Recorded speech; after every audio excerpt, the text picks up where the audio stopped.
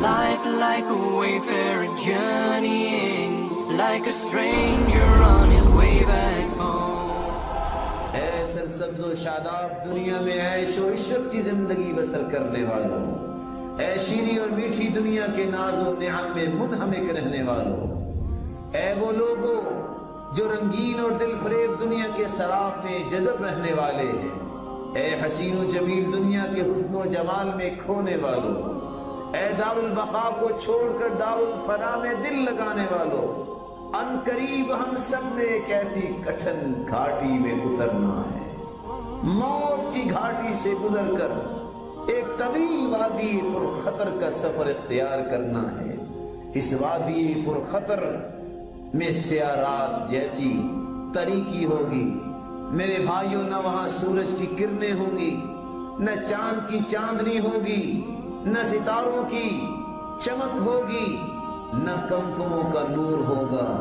نہ چراغوں کی روشنی ہوگی، نہ کسی جگنوں کی ٹمٹماہٹ نظر آئے گی۔ اس وادی پر خطر میں دشت ویراں جیسی تنہائی ہوگی، کوئی پرسان حال نہیں ہوگا، نہ ماں باپ ہوں گے، نہ بیوی بچے ہوں گے، اور میرے بھائیوں نہ کوئی غم خار ہوگا، نہ غم گسار ہوگا، اور نہ ہی وہاں کوئی پیر و مرشد ہوگا جو ہاتھ تھامنے کا وعدہ تو کرتے ہیں لیکن نبھا نہیں سکتے، نہ کوئی حاجت روا اور مشکل کشا ہوگا، اور نہ کوئی محافظ اور باڈی گارڈ ہوگا کہ جو دنیا میں کہتے ہیں سو جاؤ ہم حفاظت کرنے والے ہیں، نہ کوئی پارلیمنٹ کا لیڈر ہوگا کہ شاید سفارش سے ہی چھوٹ جائے، نہ صدارتوں اور وزارتوں کے بلند و بالا ایوانوں کا روب ہوگا، اور نہ ہی وہاں کسی کا دبدبہ چل سکے گا، نہ سینٹ اور اسمبلیوں کی ٹھاٹ باٹ ہوگی۔ میرے بھائیوں وہاں عدالتوں کے کٹہروں کا تنتنا تو نہیں ہوگا،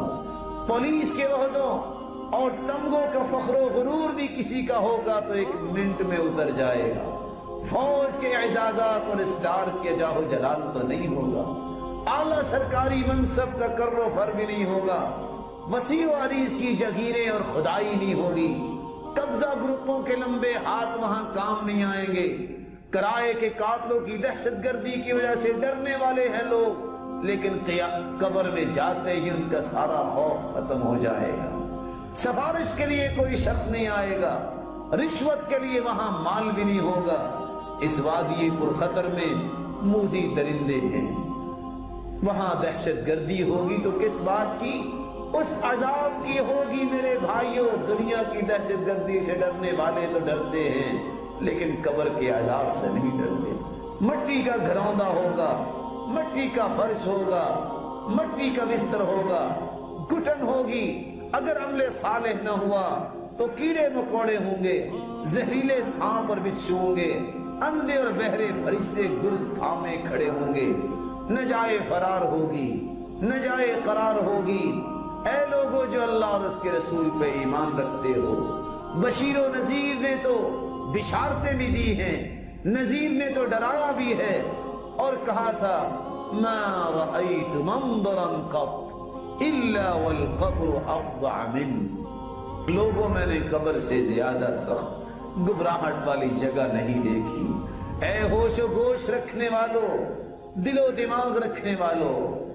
اس تنہائی اور طریق اور وحشت کی وادی پر خطر میں قدم رکھنے والوں، سنو،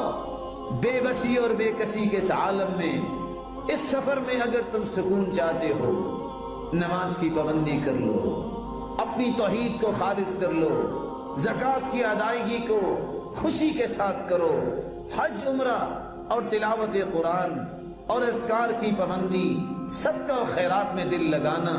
نوافل میں دل لگانا، اطاعت والدین، صلہ رحمی، یتیموں اور بیواؤں سے حسن سلوک، عدل و انصاف اور امر بالمعروف ہی ایسی وہ صفات ہیں جن کو اختیار کرنے سے یہی زاد سفر ہوں گے۔ نہ پھر خوف ہے، نہ پھر ڈر ہے۔ میرے معزز و محترم بھائیوں، یہ دنیا دھوکہ ہے، میں اور آپ سمجھ لیں تو ہماری بہتری، اگر ہم بھول گئے تو ہمارا ہی نقصان ہے۔ آج ہم دنیا کے گھروں کو بنانے کے لیے کتنا کھپتے ہیں۔ کہنے والے نے سچ کہا، اے دنیا میں کوٹھیاں اور محلات بنانے والوں، کبھی تم نے سوچا کہ ہم نے آخرت میں محلات کیسے بنائے؟ دنیا میں کارپیٹ بچھانے والوں کبھی سوچا کہ قبر میں بھی کوئی بستر کا بندوبست کیا ہے کہ نہیں؟ اے وہ شخص جس کو دنیا کی رنگینیوں نے اس طرح دین سے دور کر رکھا ہے، یا من بھی دنیا مشتغل،